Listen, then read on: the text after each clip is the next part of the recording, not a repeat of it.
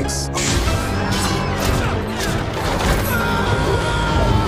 Sumber asli kisah Mulan berasal dari syair lagu tradisional pada dinasti Wei Utara antara 386 sampai 557 Masehi yang berjudul Balada Mulan. Teksnya yang pertama kali dikenal berasal dari abad ke-6. Sayangnya teks asli itu sudah punah dan yang ada hingga saat ini berasal dari karya lainnya berjudul Koleksi Biro Musik. Kemudian kisah Mulan kembali muncul pada dinasti Ming di tahun 1593. Dramawan Su Wei mementaskan legenda ini dengan judul Mulan Sang Pendekar Wanita atau Pendekar Wanita Mulan pergi berperang menggantikan ayahnya. Balade ini juga masuk dalam romansa Su Tang, sebuah novel sejarah yang ditulis Chu Renhuo pada abad ke-17. Karena berulang kali muncul dalam karya sastra China, tak heran kisah Hua Mulan tertanam kuat di benak rakyat dari generasi ke generasi. Meski ditulis dalam beragam variasi, alur kisah Mulan selalu punya kesamaan. Tentara China mewajibkan rakyat mengirim satu pria dalam setiap rumah tangga untuk pergi berperang.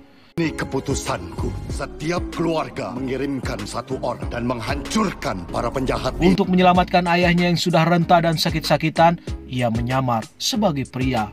Mulan pun pergi ke medan perang dengan pedang warisan leluhur keluarganya.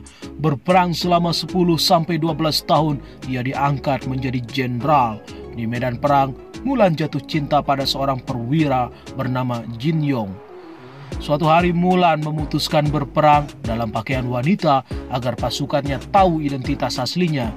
Bukannya merendahkan, pasukannya malah terkagum-kagum pada keberanian, keanggunan, dan kebijaksanaannya. Terdengar sampai ke istana, sang kaisar juga terkejut. Kesatrianya yang paling pemberani adalah seorang wanita. Kau pendekar yang perkasa, berjuang untuk kerajaan dan rakyatnya. Berbeda dari kisah yang diangkat Disney, legenda Mulan di negaranya sendiri justru berakhir dengan duka. Di salah satu variasi kisahnya, kaisar ingin memberi hadiah kepada Mulan, tetapi hanya seekor kuda untuk pulang yang dimintanya. Tak disangka ayahnya meninggal saat ia tiba di rumah. Alih-alih jemawa sebagai pahlawan, Mulan justru merasa kehilangan cinta dalam hidupnya. Ia juga dihantui trauma perangnya, merasa kesepian dan tak ada yang memahaminya. Legenda menyebut Mulan mengakhiri hidupnya dengan bunuh diri. Jika ditelusuri dari sumber aslinya, Mulan diduga hidup pada masa dinasti Wei Utara. Meski begitu banyak detail kisahnya ditambahkan pada masa dinasti Tang sekitar tahun 620 Masehi. Di tahun 621 dinasti Tang menang atas Wang Xingchong dan Dou Jiande. Di saat itulah muncul kisah lain tentang kepahlawanan wanita lainnya bernama Dou Xianyang. Legenda keduanya pun terhubung dalam satu cerita.